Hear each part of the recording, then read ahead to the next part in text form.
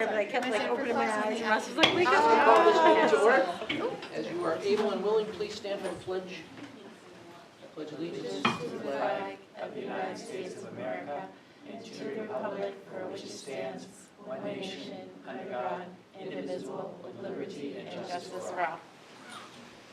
Good evening. Thank you all for coming. First up, as always, is public comment. I don't believe we've had anybody sign up to deliver public comment, so we'll move right into the report of the secretary. Have a motion, please, to approve the minutes of our last meeting. Move to approve the minutes of the regular meeting of Wednesday, December 4th, 2024. Well, second, Rebecca. Thank you. Comments or questions? Incredibly well done, Yep. as always. It's amazing. Okay, all good? All in Gorgeous. favor? That's 5-0. Thank you. Brings us to the report of the chair, I believe. This page is here it is. Two things. I incorrectly reported at our last meeting that we were going to have a town officials meeting in December. We did not, and we will not have one in January, so the next one is going to be February 12th. Stay tuned on that. We'll have several board meetings between now and then, but we'll firm up the details. I think that one's scheduled for the Elliott folks, but I'm going to speculate we'll have lots to talk about. yeah. Oh, Yeah. Okay, secondly, just to report that the board, just prior to this meeting, conducted a workshop with Representative Meyer and Roberts, our two local representatives to our state government, to talk about various issues that are affecting education across the state generally. We had a very productive conversation with them. They were both very helpful, and they took back some actions to look into some things that will help us out as a district. So that was a very productive workshop. That concludes my report and brings us to the report of the superintendent. We have a full docket tonight. Yes, we do. Just want to start off with just a wonderful celebration, but I received a letter and it says, this letter is to inform you that the Marshwood Adult Education is an adult education top performer for fiscal year 2024. A top performer is a program that has met or exceeded the state target in measurable skills gains and other performance targets. And so I just want to congratulate Linda Greer and her team. Just what a Amazing. great thing. And so I just wanted to make sure everyone knew that. Celebrate the positives. Next, Principal Hutrick is here with two of his members of his NEASC team. And so we remember about a year ago or so, 13 months ago or so, NEASC Physical was here. They gave us some feedback. Part of that work was to develop a vision as a graduate. So Josh Livingston, Biddy Johnson are here with Brett.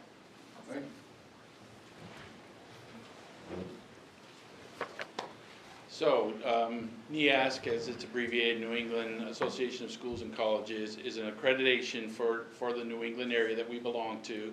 And every decade, there's a process in place for looking at all your practices and doing some evaluations, which we started this process 2 years ago with a self-evaluation. Part of our self-evaluation, we were able to discover that things have changed over time from what used to be core values and beliefs of your school to now what we would call a vision of the graduate.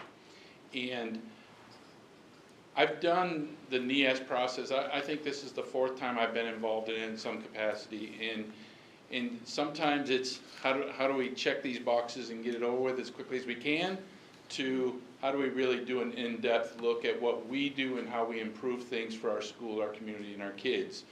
And I was so fortunate when our steering committee, which was made up of Oceano Brandon, Matt Sanzone, Tristan Morrell, and Josh and Vinny, took the lead on this, because sometimes when they have meetings, they're like, we want to look at this, and we want to do a survey, we want to do this, and I'm like, I think we're good, and they're like, no, we want to do more, we want to do more, we want to do more. So very happy with the work they're doing.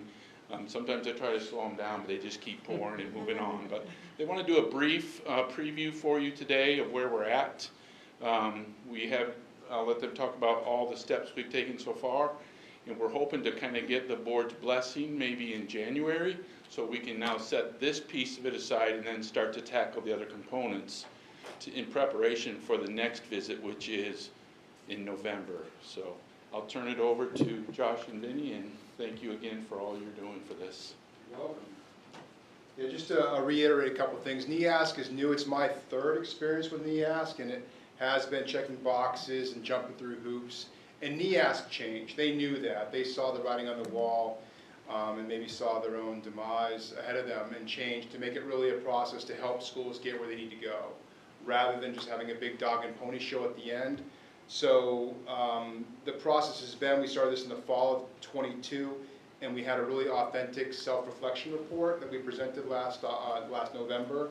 And it was a lengthy process to go through. We had standard committees, we had surveys through NEASC that went out to parents and students and faculty. We took all that. And then we had a visit called the Collaborative Conference back in November. For that collaborative conference, we were required to identify our priority areas of growth, or for growth, like how we want to move forward.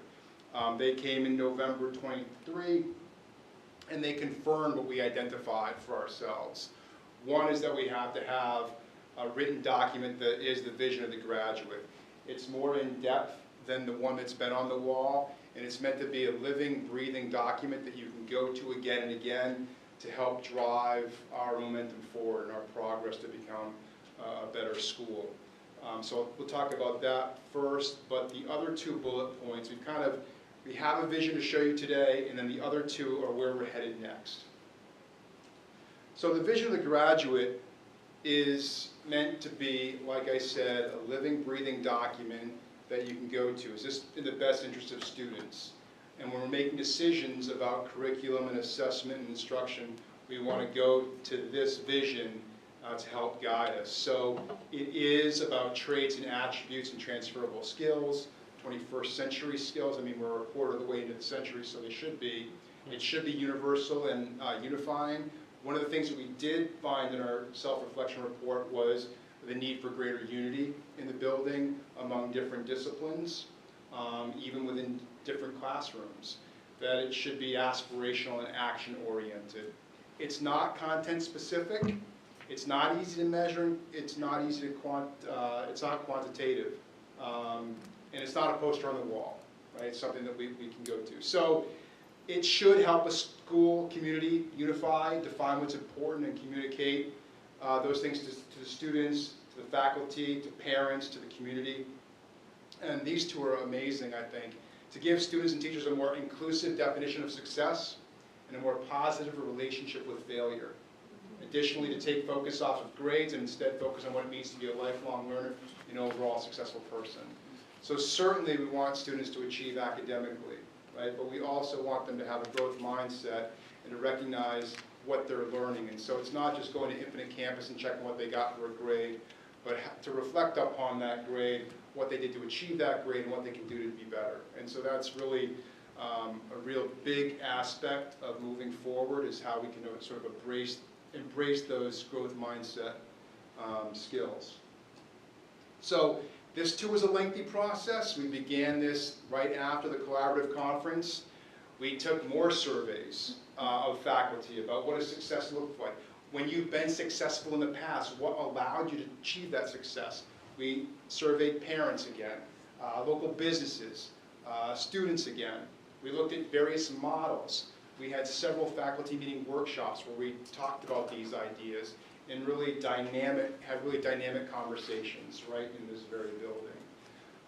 And then we've gone through 3 drafts, the first of which were kind of messy. But this is what we have. I know it's kind of small, and so I'll read it aloud as quickly as I can. So we want to start off with our vision and our core values, because that comes first. If we don't have those, how are we going to expect things of our students?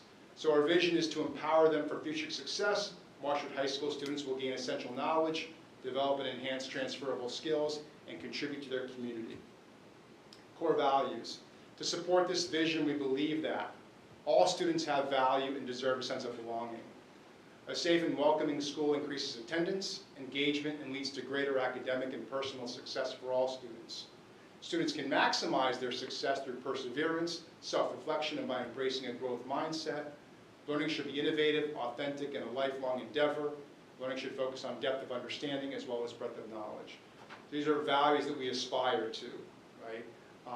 And again, these would be something that would be consistent and unifying across the board in all disciplines. So we commit to these values. And then for our students, upon graduation, they will have achieved these skills. First of all, growing character and community. They'll practice empathy, engage with kindness, and show respect to others. They'll take responsibility for their own actions and decisions in their community. They'll engage in self-reflection and act upon feedback to promote continuous growth and improvement. They'll show initiative by identifying and utilizing opportunities and challenges. And they'll contribute to and serve their community as a responsible citizen. Learning creative and critical thinking, they'll interpret, analyze, and synthesize information, demonstrate academic proficiency by meeting the curricular requirements for graduation, examine problems, evaluate options, and develop innovative solutions, engage in creative thinking and informed risk-taking, demonstrate their learning through a variety of methods and a variety of contexts, pursue experiences of interest, passion, and curiosity. And they'll engage, and they'll communicate and collaborate. Be open and receptive to new information, ideas, and approaches. Listen to other people's ideas, ask questions, and respond thoughtfully and respectfully. Communicate clearly in a collaborative, collegial, and caring manner, and collaborate with others to elevate beyond what one would accomplish individually. So, as we move forward, like Brett said, we're looking for the board, not necessarily tonight, but certainly ahead of next November's meeting when they come back, to approve this as a working document. Now, certainly this is very aspirational, right? And it aligns with the next steps. So the other priority areas for growth are beyond the vision, to expand opportunities for students to lead their own learning, to set goals, reflect upon the results, and provide learning experiences that are personalized and authentic. So as we move forward in January and February and March, and the spring semester and the fall semester ahead of their visit in November, we're looking at ways in which this can be part of every aspect of our school. It's not going to be one thing. It's like, oh, we've got the advisory, we'll check that box and it's going to take care of it. It has to be a commitment from every teacher in every classroom, in our advisories, and also, which is a lot of other schools have, and we just haven't had as long as I've been here, is some final thing that we work toward all 4 years, right? Nova's got a pretty spectacular one. We're not just going to borrow that. We're going to, again, look at a bunch of different models, but it's going to be something, a portfolio or a capstone or a student-led conference that will support students in achieving that throughout.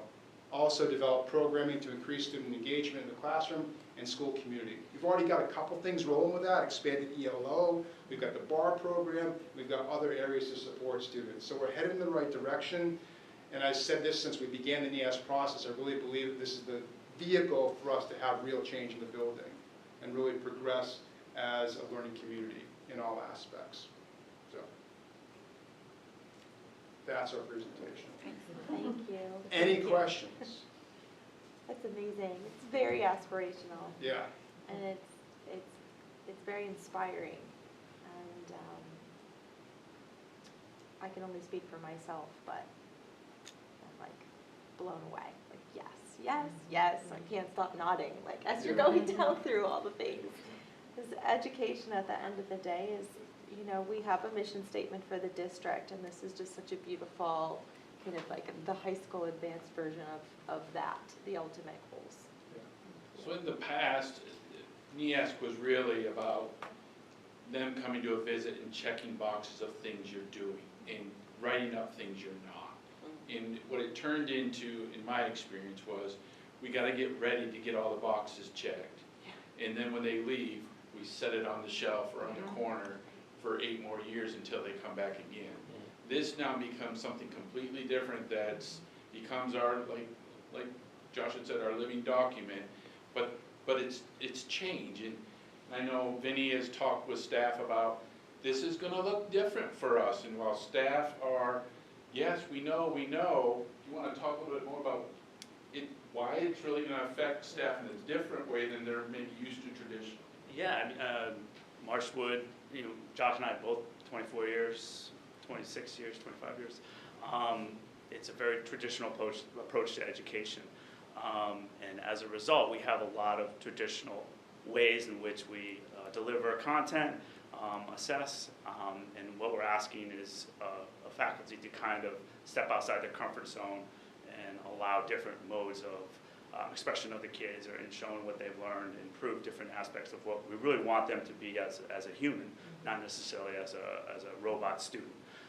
But we really want them to think about what they've learned in the classroom and prove to us that they kind of can take that knowledge and bring it out into the community. That is a huge lift for our faculty. But when we start to open up the avenues of listening to newer faculty, we start to really get some great ideas as to how to go about this. And especially we have faculty that have come from schools that have done some of this stuff already. And it's kind of almost a changing of the guard, where we've had those voices in the faculty meeting for so long, and all of a sudden we're going to have a different kind of message and voice from the newer teachers, and that's really exciting to see. And part of it is just like in looking forward to how we're going to make progress in the classrooms. I think some teachers don't recognize when they give students opportunities to set their own goals and reflect on their learning, and so the next step in January that we're going to start like that, those first 2 days that we come back, you know, before we have another weekend, is to have them look at what are we doing already? What are we doing? Because expanding opportunities, like going from 0 to 1 or 1 to 2, that's expansion. And we're not going to stop there. We want to understand that, like, if someone's doing something in a classroom, we can all apply that. We can expand in that way. So there's already things that we're doing, and then we're just going to grow from that point forward. Yeah. What would you like the board to do? Do you want to take action on this in January to vote on I the mean, if you're ready documents? to say yes, go ahead, and like this is our third draft. The faculty went through a pretty, I'd say, extensive process to get to this point, looking at several different drafts and different models, and to come to some agreement, and the faculty fully supported this draft. So if you're ready to say, hey, go ahead with this and we can move forward, that's great. I think I would like, if the board to do it January or no later than February, because it allows us now to take on some of those other challenges in preparation for next November. I think this is a great chance to reflect on processes across the district, and I would, if I would make a suggestion, is that to give the board the next 3 weeks to be able to process this document. We'll add it to the agenda to ask any questions and any topics about it, and then we can vote on it at that meeting. Is that? Yeah. Is that okay? Yeah. We would include this somewhere in the policy manual, or? Is this, I will share this slideshow with all of you. oh, Please, yeah. But I mean, ultimately, once it's approved by the board, where does it live? Live in the high school website. Yeah. yeah. That would be. It'll live on the walls, but it will also live in here. Yeah, this is amazing stuff. You said the faculty was just 100%, everybody was behind it. Is that? One of the things we have to do is. It got there, yeah, right. It was Yeah. a process, I'm sure. Yeah, through the 3 drafts, we got to that point, but at that last point, they voted, and I don't know, it was 90%, 95% of staff said this is what we want. And we did yay and nay, there were no nays that I heard. But it was, the revision process was extensive. I mean, we took feedback every single time we came in the draft. We had faculty comment, we did a round, they spoke out, we had written feedback, and every time the steering committee came back together and we applied it, and we fit it in there, and we listened to them, and so it came from the faculty. It wasn't like, we're doing this. It came from the surveys initially, and then the revision process was extensive. And again, the difficulty was, how do I put a 0 to 100 on this, as opposed to, you don't. And that's a very uncomfortable feeling for some, as opposed to, no, the student shows you this. But there was also, even in the early surveys, there was agreement that, you know, a capstone, a portfolio is something that the majority of faculty were already behind early on in the process. That's wonderful. I don't know what you call it. I would, every year for like 6 years, I would go to BA and I was asked to be part of the people that come from the community and get to hear and listen to those capstone presentations. Mind blowing, like amazing. And you can see how everything on your previous slide applies and is learned and experienced through that process of that 4 years of working on one thing.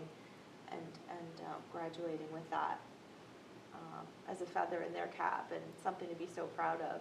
And we have faculty that have been in buildings and have these, and they speak highly of those. Yeah. Or even like faculty who have students, their own children that have gone through the process and how valuable they are. Can I just ask a quick question? Was there any opportunity for student involvement or voice in this process or feedback now that it's been created? Have any students had an opportunity? We haven't shared the draft Or with will them, they? Okay. yet, but they're, and like even, one of the things that we asked them about, like, when they've had teachers, coaches, employers, like, what do they value in those relationships? And one of them was listening, and that, so one of the things, like, they want to be heard. Yep. And so, a lot of their feedback in the survey made it Okay. into the document itself. In particular, the listening was something that we didn't have in there. Okay. Interesting. Yep. Thank you. Thank you very much. You're welcome. Thank you so Thank much. Yeah. That's Thank a you. lot of work. Amazing. Will you share this with us Yeah, I'd love into that. our email? Yeah. Okay. Brad, I think it might be good if we could have you back at the first meeting in January, if there's questions around the documents. That make sense? So we have clarity? Okay. Next on the agenda is the district calendar, and so we're a little bit different than a lot of districts, is that, you know, we go to the teachers union and ask them to give us some feedback on the calendar. I think we try to be as collaborative as possible, and this is one of the ways that we do that. When we took the proposed calendar, which was calendar number 1, draft 1, they gave us some very specific feedback. Number 1 was always the question about the October 10th day. And that really is based around the SRTC and the Skills USA competition that takes place at that time. So that's a day that's always going to be there. And so we are going to make sure that we give students the opportunity to do that. So that day is really a locked professional development day, because that's how that works. That was a question that came up. The thing that jumped off the page, though, I think for the feedback that we received, is that December, and so I know we talked about this before, but they really felt from an instructional standpoint, there's a potential educational day there that may be lost due to the shortness of the week. And really felt like, would we ask the board to consider going Monday the 22nd, and so that's when the students would be able to do, you know, what they typically would do, you know, before a holiday. There's some closure activities. But then the day in April, which was that 17th that we had put down there because we wanted to stretch the calendar out, is have students go to school that day. They felt as though that day, the 17th of April, would have much more higher quality educational value than the 23rd of December. Yep. And I really, you know, I appreciated the thoughtfulness of it. Yeah. Understanding the parameters that we needed to get graduation to line up, Yeah. that we needed to fall in the line with the SRTC. The beauty of the SRTC piece is that we would still send our students to the SRTC on the 23rd. And so as long as we continue to send our students, it doesn't become a dissimilar day. So there's no penalization for that. And so we would send the students on that day. So there's really draft 1 and draft 2. Draft 1 is kind of what we talked about prior to, which would be basically going the 22nd and 23rd of December, and then taking that 17th of April off. And then option 2 was really going just the 22nd of December, but having to go to school the 17th of April. So just wanted to put that in front of the board. For me, I thought it made a lot of sense educationally, but if that's what made sense to the teachers, I think we want to listen to that, if at all possible. And voting on this is the first item in our new business. That's correct. Okay. Great. So is there a If there are any draft? questions, we can handle them now or at the time of the, I think when you vote, we just want to be clear what we're voting on. yeah. Yeah. So, Okay? Thank you. okay, you ready to go down a rabbit hole? All right. So we had a wonderful workshop this summer, and one of the things that came out of the workshop is that receiving some feedback from the community that the high school transcript was difficult for families as they were applying to schools because there was a lack of a 4.0 conversion on that transcript. And so the answer was, well, we can do that. Let's make that happen.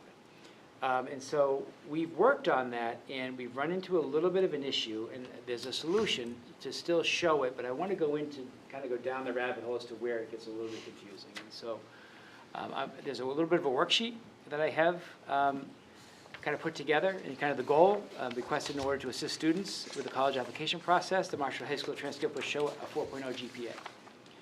What is the problem?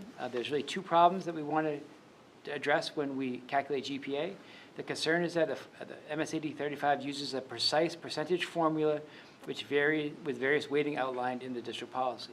The conversion to a 4.0 scale is broken into bands, and so a 4.0 is a 98, 99, or 100. So if you receive any of those three grades, that's a 4.0. And so whereas it's a little bit different if you use the percentages. And so very simple kind of showing this, and where does this become an issue? Let's just do a straight percentage scale versus a 4.0 scale. And this is, we use that weighted percentage when we calculate class rank. And so this is really important. And so let's just take two students taking the same classes, and they receive different grades. So we had one student who received 100, 100, 100, 100, and their grade point average would be 100. That's good math, right? And then we had student 2 taking the same exact classes, has a 98, 98, 98, 98. Average would be a 98. And so if we were going to have class rank, student 1 would be ranked ahead of student 2. Right? One has 100 grade point average, or 100 weighted scale, or not weighted, grade point average, and the other had a 98. Simple. The 4.0 confuses it now. So those same students, same grades, if you were to convert that to a 4.0 scale, they would all have a 4.0. And so realistically, when students look at that, they would have the same exact class rank. And so that's not the system that we use right now. And so the bigger issue becomes when you start weighting things. And so our policy is very clear that we weight our AP courses, our college courses at 10% additional credit, and then our honors courses at a 0.5 or 5% additional. So that's very clear. And so a student could hypothetically get, they had 100 in a class, they could get 110 in that particular class, right? And then you average that obviously out over all the classes the child took. A 4.0 scale, this is when we start to go down the rabbit hole where it gets really tricky. We're taking a number and trying to create another number.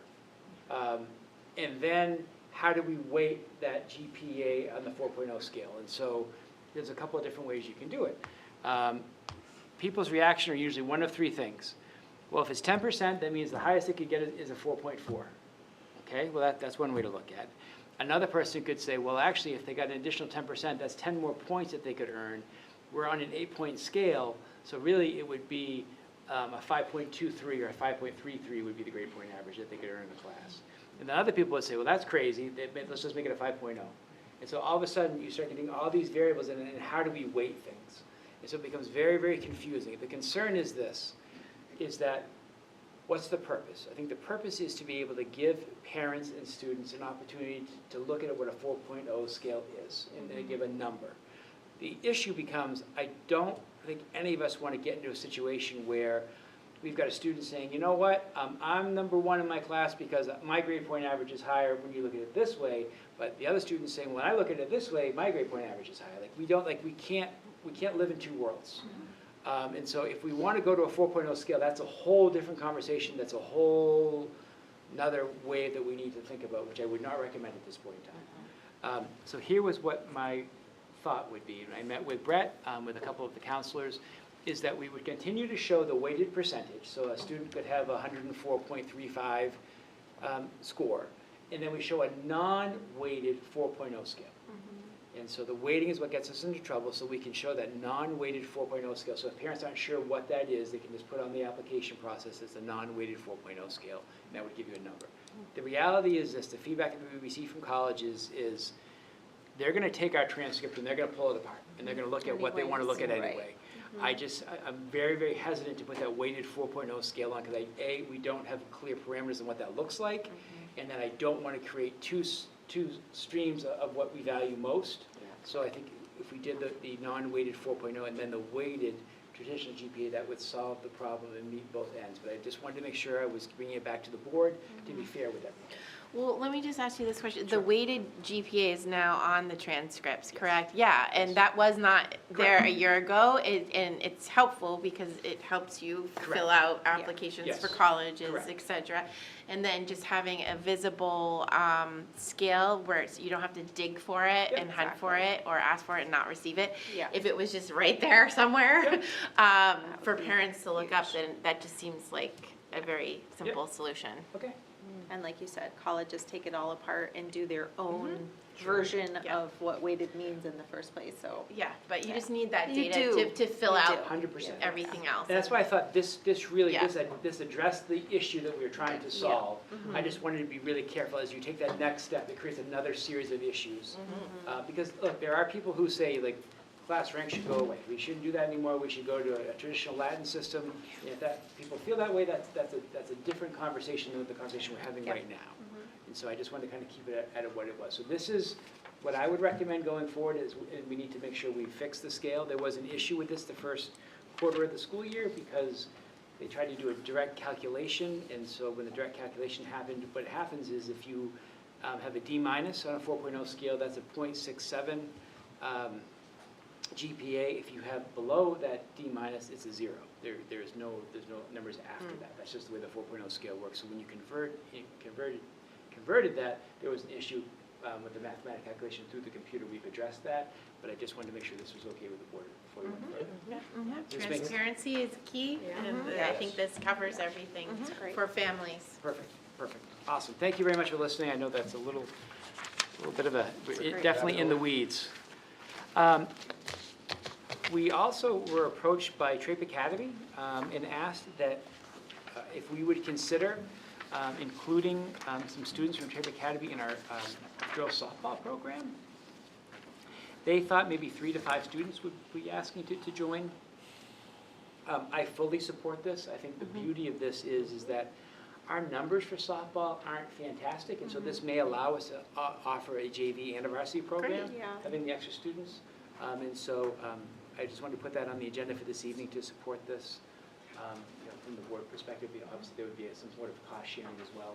That would be part of the co-op. The more the merrier, right? Yeah, absolutely. More I connections. know people get worried about being displaced by other students, like, students in Marshall being displaced. And I think in this situation, I'm more worried about displacing students by not being able to run the JV program Right. as Yeah. opposed Play at to all. Right. 3 students from the other Yes. class. Right, yeah. Okay. Yeah, it's an opportunity for them to connect with other folks outside of their immediate community. It's such a 100%. great opportunity for kids. 100%. And we'll have a vote on that in new business as well. That's correct, yes. Sometimes things are just awesome. And we went to something a few weeks ago that was awesome, that Kyle and Rob invited us to at YCCC. And we had an opportunity to kind of see a pop-up from Portsmouth Naval Shipyard. I know Rob addressed that a little bit. We had a meeting with Mrs. Buttrick about a week and a half ago and kind of shared an opportunity for the district, and Heidi's going to kind of talk a little bit about what that is.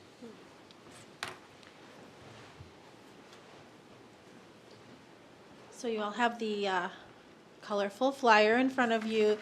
This is a document that the Portsmouth Naval Shipyard provided us when we met. So after we went to the pop-up at YCCC, we were so impressed, and we had the opportunity when we were there to meet Libby Height, she's kind of like the head of the community engagement aspect of the shipyard, and she set up a meeting for us with herself and Mrs. Buttrick, and I can't remember the third woman's name. There were 3 women. They came and met with us, and it was just very exciting because the shipyard is such a resource for our community, and we are, right now, it feels like we're kind of doing this a la carte menu thing where if a classroom teacher maybe has a parent who works at the shipyard, maybe they're locked in and they're getting some Lego support or a little bit, a taste of this or a taste of that.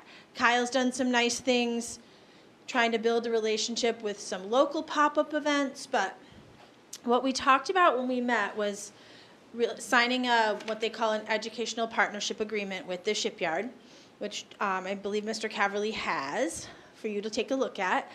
And if we decide to do that, it's a totally customizable experience for us where when we met with them, they talked through how different school districts around us are engaging with them in different ways. And, we would just kind of have to negotiate that with the principals and what was going to work for each building.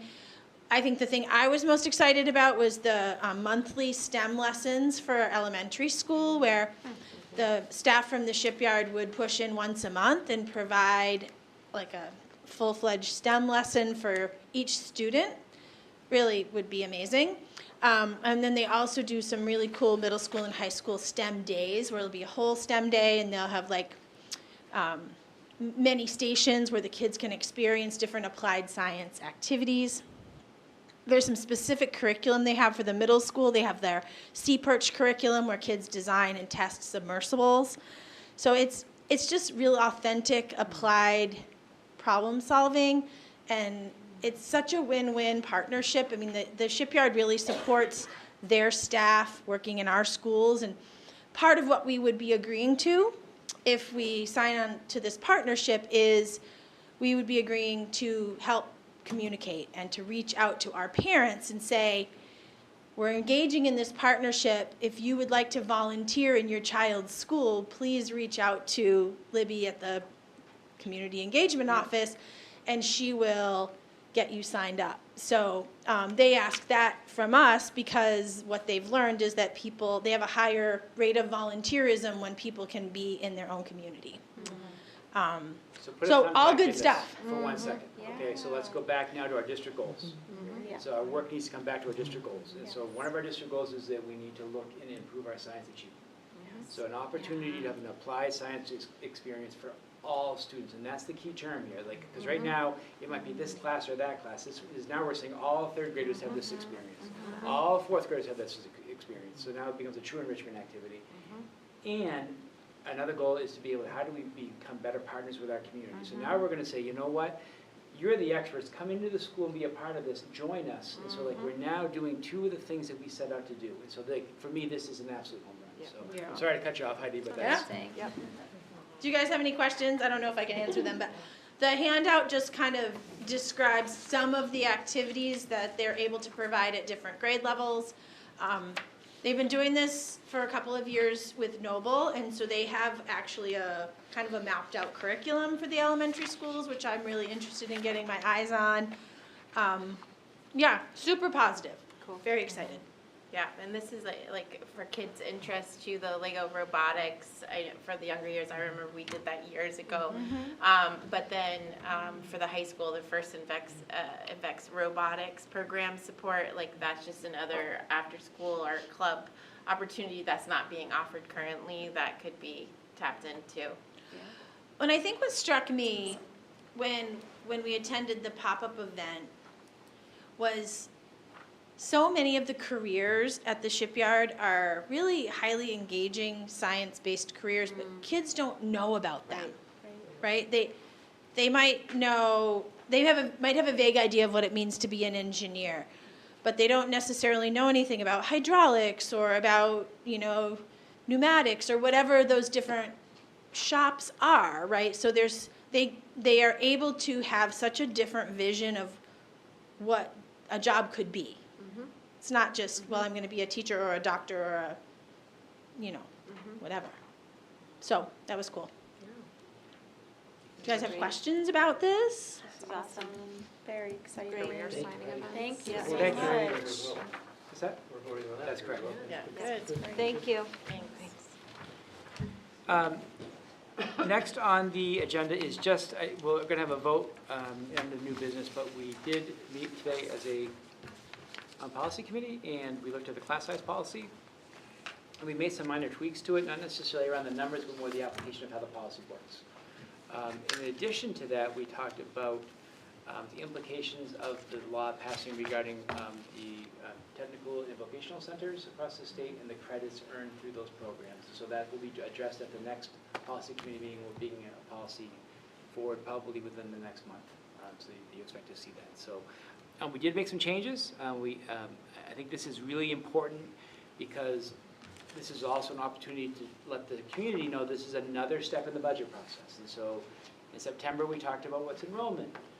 Now we're talking about what is the class size policy, and so then our next step is to take the class size policy and enrollment, and then we start to build the budget. Like that, these are the steps that we take. And so just as a reminder, generally speaking, you know, the pre-K is 16 and below. If we were to go above 9, we would need, assuming above 8, we would need an additional staff member. Kindergarten is 14 to 18. Second grade is 18 to 22. Sixth grade is, 6th grade through 8th grade is 18 to 25. And then 9 through 12 is 15 to 25. And we spent a fair amount of time talking more so this year about the implications of having a policy like that. And so I've said it to you before, but in some ways, the elementary schools are unfairly scrutinized because the math's really easy. You can say we have X number of sessions, we need X number of first grade teachers, and okay, we can do the math, that's done, that's really easy. When you get to the middle school and you have to calculate based on a structure of a building, so the middle school has a structure of you know, 2 4-person teams, and so when you apply those numbers, there's another variable that we're adding to that equation. And so in addition, if you have a smaller class that goes through for 1 year, you don't want to upset the apple cart, knowing that that may be just a blip in the radar where we might have one small class, and the next year the class may go back up by 30 students, in addition to the fact that in 7th and 8th grade, those class numbers always go up because that's when the Rollinsford students come. And so there's things we have to be aware of. And then the other part is just knowing at the high school that there are programs that you know, we could have 20 sections of them, we still wouldn't have enough spaces. You know, people want to take pottery, that's a big one for us right now. And so pottery is popular, which is wonderful. The hard part with pottery is that we're limited to basically 16 seats per class, and so that really reduces the opportunity for students. And so I think as we start to build the budget, we have got to always keep in mind that we can't be all things to all people, and so we have to be able to find ways to be able to take those efficiencies, but at the same time have student choice, student voice, be fiscally responsible. So the changes in the policy, you can see highlighted. One is about fiscal responsibility with the class size guidelines, and we talked about the student choice and voice. And the other one is a slight change because when you create the high school schedule, numbers look great. And then all of a sudden you pull out vocational students or our students move away and class sizes are below that 15 class size policy. But at that point in time, it doesn't do us any good to talk about it because if we can't cut the position because the teacher's contract has already been established. Right. And so at that point, we're kind of caught. And so what this says is that if it's over, we'll bring it to the board. If it's under, we'll talk about it with the board, but then we'll have to impact our budgeting for the next year as we start looking at class size. It's a tough system because even if a class size was below 12 and the desire was to eliminate a section, you've eliminated a section, but now you have a teacher who's not doing anything because their schedule is no longer full. And so you can't just say that teacher now becomes a 0.8 because there's contractual repercussions for doing those types of things. So, does that make sense? Did I encapsulate that kind of that conversation? Yep. So I just wanted to share that with everybody, and so our next step will be, is that, you know, you'll obviously vote on the policy this evening, and then we'll start to go back with our administrative team and start kind of building things. I will say on a slightly negative note, I did have to have a really hard conversation with the administrative team and say, look, I need you to start making some decisions around, you know, if we have a drastic reduction in subsidy, how does that impact your school? Like, what are those areas that we need to look at if we have to look for efficiencies? 2 weeks later, I had the conversation, if you had the opportunity to add 2 things that you would think would most benefit your school, what would those things be? And so we have to be able to be prepared for that yin and the yang, and then be able to build some contingencies as we start to build the budget going forward. So. I just want to take a look at the wording under class size on the second, the highlighted one. It says a fiscally responsible budget and the following the class size guidelines. I don't know if that's for a now conversation or if that's for when we go to Just- vote on it. Yeah. I think we For should the first probably reading. do it when we do the first reading, and then we'll make the changes, and then Okay. Yeah, Becky can just one- report those. yeah. Yes, absolutely. Does that make sense? Good catch. Yeah. Yeah. Several. Okay. And that is my portion of the report. Students report? Yeah. We don't have a lot of winter sports right now, so winter sports are in full gear. girls JV and varsity basketball have a game tomorrow at 5:30, and they'll be up at Falmouth. And then that's JV is at 5:30, and then varsity is at 7. JV and varsity boys basketball will be here also against Falmouth. Those times stay the same. Boys hockey will have a game away against Kennebunk at 5:30 on Friday. Indoor track has their first meet on Saturday at USM. Wrestling for varsity girls and JV boys, they have their King and Queen North tournament on Saturday up at UMaine from 9 to 6. And varsity boys will be at Marty Ryan Atlantic Invitational. The ski team has started practicing, and they are very eager to get on the slopes.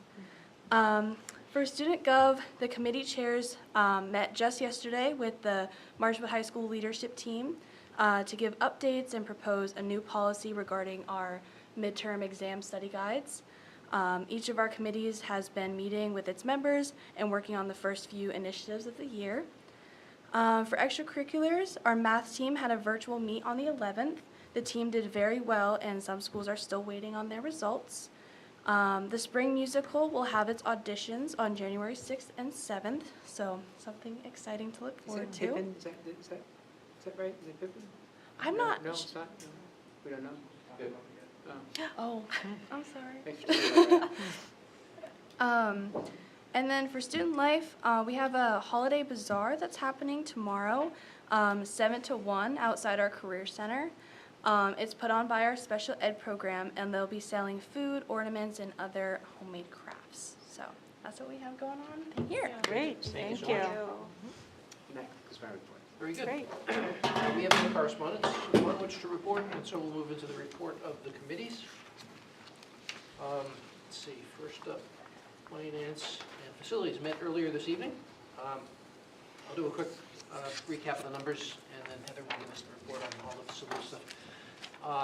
We are still fiscally sound at the end of November with a $1.4-ish million general cash balance, which is right where we want it. Revenues coming in are actually ahead of last year, and Ryan wanted us to give Michelle Jones a shout out for that because she's been right on top of the billing and stuff. Adult education is still running a bit behind, but we received a state check for $72K in December that will show later, next time we meet, that we're back in the black, and we'll be sort of spending down toward zero by the end of the year. School nutrition is closing in rapidly on break even, so that's good. We'll see that in the next couple of months. Federal grant money has been coming in, which is good. We are at about, let's see, we're targeted to have expended 58.33%. We've got 59.5 of that expenditure budget actually remaining, so we're slightly underspent against the budget, which is all good. And we're coming up preparing for a 3 payroll month in January, which is going to be interesting. But otherwise, we're in good shape. That's good. Yeah. Great. Yeah, so everything else is good over in the facility realm. It's very important for the board that we are environmentally aware, and we've really tried to promote sustainability. And a few years ago, or a couple of years ago actually, we looked into electric charging stations for vehicles. And we've revisited that, and Todd has done a lot of work to just look at the cost that it would be to get an electrical vehicle charging station at the high school. And it's about $16,000 or more range. That's like after federal grants and things like that. And, you know, it would also cost us money to actually run, because we wouldn't be able to charge anyone for the actual charging station. So it's just something to be aware of, that we do have it in mind, but there is a cost associated with it, so that might be out of the realms of possibilities at this point, but know that we keep on revisiting. The lighting was actually damaged at Great Works School because of a power surge. So we needed to revisit with Affinity Lighting. They've provided us with the necessary drives at their cost, and we have a small cost that we'll need to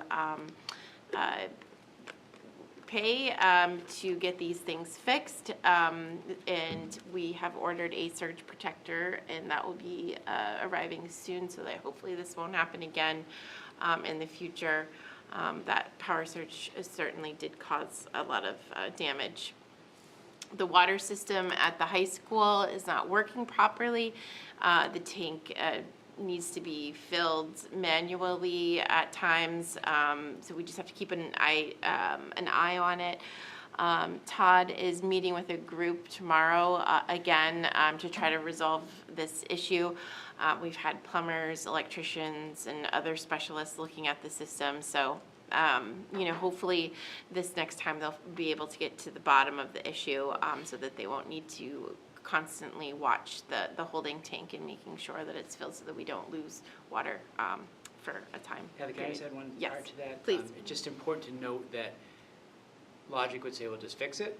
The problem is if you fix it, you have to then take 3 to 4 weeks to retest the water, to get the water back to the certain testing levels, and so that's the problem with it. Once you open the tank, so we're trying to, we handle it this way, our water still meets the criteria, and then hopefully we can find a time, if we can not get it fixed, then we'll get it fixed when we have 3 weeks to be able to get it fixed properly, so. Yeah, so hopefully everything works out at this next visit. Transportation update, we hired a new route driver. 2 additional folks have completed online training and working towards getting their permits, and then another 2 additional folks beyond that are working on the online training. There has been an adjustment of the morning runs to accommodate the start time at Marshwood High School. Buses are currently running about 5 to 10 minutes late on Thursdays. Families have been notified, so we're good. The SVPP grant, the central office, the front entrance is complete. We're still waiting for the swipes to be installed at the back of the building.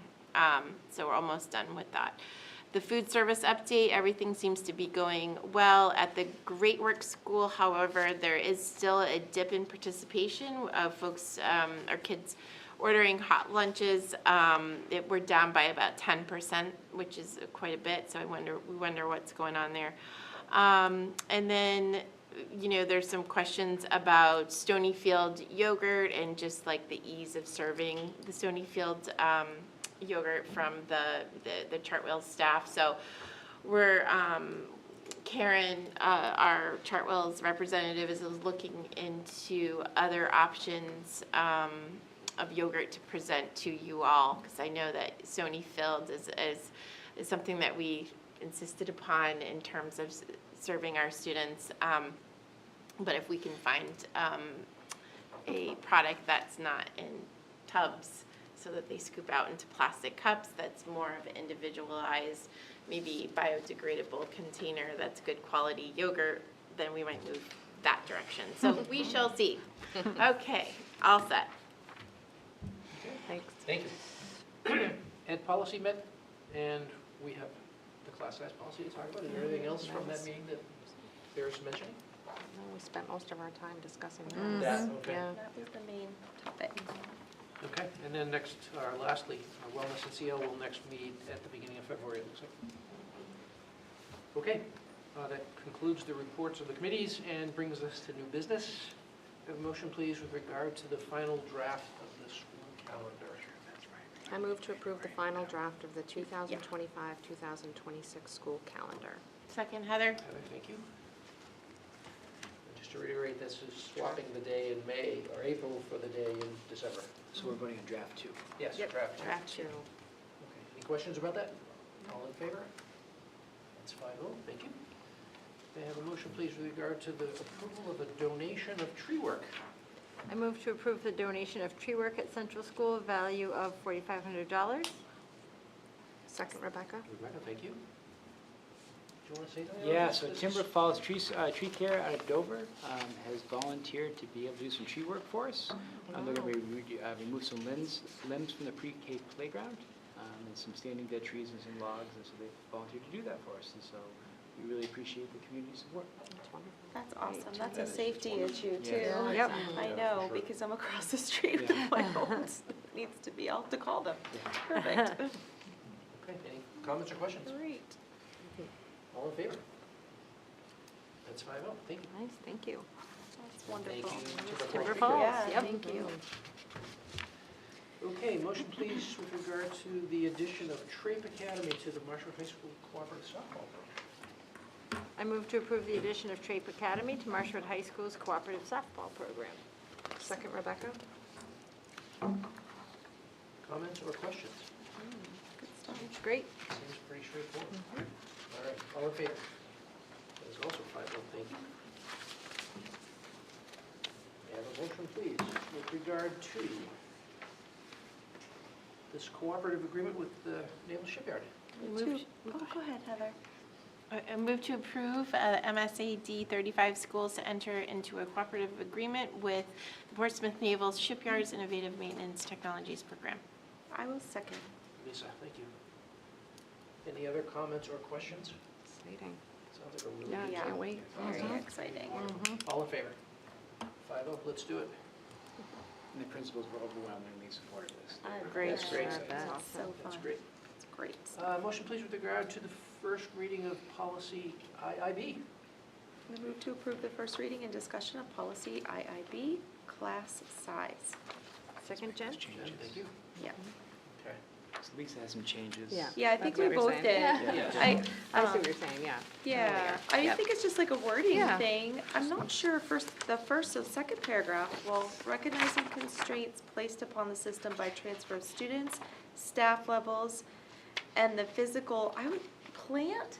Yeah. Should we say building or space or something? Physical plant is a phrase that Okay. gets used a lot in All right. in the area of physical plant. We're gonna say plant. The board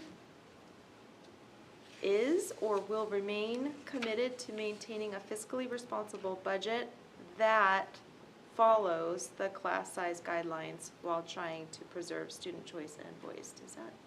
Is that the change that you I was had, thinking Rebecca, that, pretty yeah. much? Yeah. And then should it be board is or will remain? It's almost like. Will remain, I think will remain is better, just because you're making that, what do you call it? That addition, yeah. And then, is principal supposed to be capitalized on the bottom there, second to last line? Superintendent is capitalized, so then it seems like I principal. feel like it should. I think so. I feel like it should, Yeah, yeah. I capitalize everything, so. I know, it's easier. And the last sentence, second principal's choice in that paragraph. Oh, principals, So the second line and then the fourth. oh, and the second line too, right? Yeah.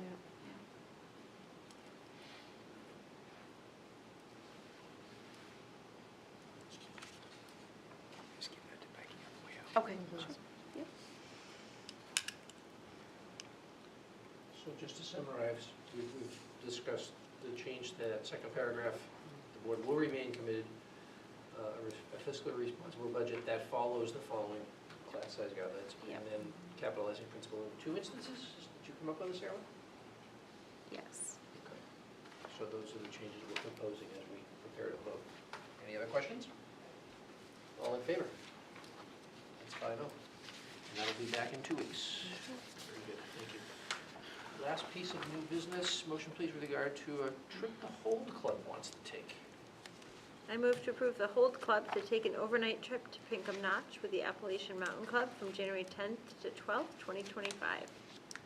Second, Heather? Heather, thank you. This is hot off the press. Burr. But you wanna- Cold after. Just kind of as it says, our whole group is an outdoor leadership group, and they've been planning for this and trying to get some pricing and so on to do this leadership activity. Cool. And they're requesting for the overnight as anybody would need to do. They'll be working with folks from the AMC? Yeah, great. Nice. Are they staying at a hut overnight or, yeah, cool. Wow. I know. How tempting. Other questions? Cool or cold? Cool. Yeah, cool, I guess, right? Okay. Any other questions or comments? All in favor? 5-0. Outdoor education, yay. Cool. Okay, that concludes our new business and brings us to the building administrator check-in portion of our agenda. I feel like I haven't done this in a while, so I have a few things, so bear with me. Winter sports are off and running. It was really nice. I was there for the girls' basketball games the other night when they played Biddeford, and they're pretty scrappy, so it was nice to watch. We had a nice little holiday band concert, and to see the progression from 6th to the 7th and 8th grade band is amazing. It's really wonderful. They're doing a great job. At our school, we're doing a 12-day countdown to the holidays, and I want to thank our cafeteria staff, Sam Fife, because any of my crazy ideas, they just run with it, and our custodial staff supports me as well with that, so it's been really fun. We've had, tomorrow we're dressing in all blue to support Hanukkah. The other day it was Las Posadas, so we've been representing all of the holidays, and if you come into our building, the front is just expresses all of those, so Kwanzaa, everything. Chorus had a movie night tonight, and they're having another one in February, and Mrs. Bison's asking them to bring friends, so to help support the chorus and increase numbers, so that's great. Student Council also had a movie night on Monday, so the kids have been watching the holiday movies and having fun. The 6th grade did a 12 days of giving for the Table of Plenty, and they provided personal care items, and it was really nice. They were really proud of themselves for all the items they donated. Our debate team won yesterday, so they did a fantastic job. We are super proud of them. The musical is on their way, and they're having auditions for Rock of Ages, so we're really excited for that district play, or that MMS play to be happening. We are implementing Mrs. LaPointe's 6th grade writing group. We are starting an MMS newspaper. So we are very excited about that, and we're hoping to start having talks about the 8th grade doing some podcasts for us. Oh, that's a good idea. Yeah, so we're excited. The 6th grade also had their annual Star Book celebration where they had poetry stations. They celebrated what they've created with special snacks. For Mr. Petrie, because he has been having some difficulties these days, all of the students have, I don't know if you've seen the 1,000 Paper Cranes book. So all the kids are making him paper cranes, and the teacher's going to take them down, and so hopefully we get as many to show our support for him as well. We're giving at the middle school right now. The school counselors have been just putting so much time and effort finding the families in need in our building, and through community donations and our staff donations, we've really been able to help those families have a great holiday. Through our bar coach, Anthony Blaine, he has encouraged Katie and I to present at the annual bar conference, so we put our proposal in for that, so we'll be hearing soon. And he also wants me to sit on the panel for principals, so we'll see how that goes. So hopefully we get accepted and we get to go and do that. And the last thing is our assemblies on Friday. We're wearing our holiday PJs. It's for responsibility. We've been talking a lot about taking ownership over our actions and our words. And the chorus will be singing, and all parents are welcome. Cool. Thank you. Thank you. That's awesome. Thank you. Thanks for bringing the newspaper back to this I generation know. and incorporating podcasting. Like, that's so so great. We're really excited, and I know Mrs. Rourke does a piece of that within her curriculum in the 8th grade, so she's going to be a really good resource to help us start that, so we're excited. That's great. I just have a couple things tonight. Did anybody notice coming into the building, if you look at the new entryway, did you see anything new when you came in? I didn't notice. I think I did. So we took some leftover money from the class of 2024, and because we had this new entryway that was created, we've got just this beautiful sign that's now mounted, welcome to the main office. So when you head out, just take a peek at it. Again, it's just clarity for where people will go when they come to our building, which is getting better, but Yes. this sign, it's pretty nice looking. Nice. A lot of similarities, a lot of things going on around the holidays in our building. We had our concert the day after the middle school did. David Gratian and Lily Whalen did a fantastic job. Seems like our numbers are growing, and the concert seemed to me like it's getting better and better and better each year. So I'm proud of them for that. Kay mentioned our Holiday Bazaar. It's really a cool event with our special ed students. They make crafts, they make food items, they sell them. Kids stop in the hallways and purchase a cookie or oven mitt or whatever. And it's really kind of a wonderful event for those students as they go through their years here at the high school. Upcoming events, we've got our National Honor Society induction with a new class on the 6th of January, and I think that's about it. Thank you. Thanks. Okay, any last thoughts from the board? No. Okay, we'll entertain a motion to move into executive session.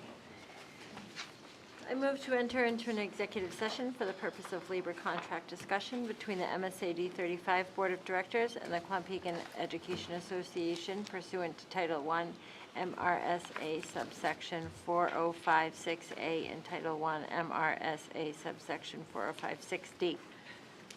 Second, Rebecca. Second, Heather. Heather, thank you.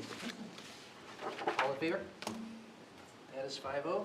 We are in executive session. Thank you all for coming. If you didn't get a bread, please come get a bread. Thank you. Thank you. What time is your assembly? Our assembly starts at 1:20. Okay, yes, Good to know. I'm going to put it down, and if I can, I might Maybe pop down. if you were your jam. Oh, I just, Banana, bread, and scrambled. Are we moving, John? Are we moving? Yeah, probably should. Okay.